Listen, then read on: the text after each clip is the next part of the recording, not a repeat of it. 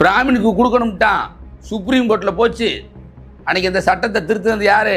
ஈரோடு வேங்கடப்பசாமி நாயக்கர் ராமசாமி தான்.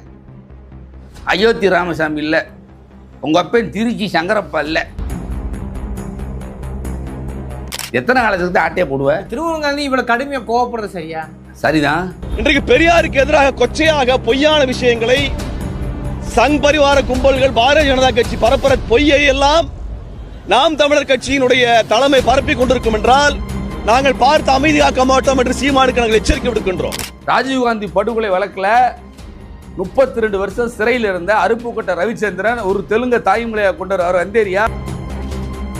ஒரு சகோதரியவே பிசுறுன்ற இதெல்லாம் என்ன வார்த்தை? காளியம்மா பிசுறுன்னா நீ யாரு?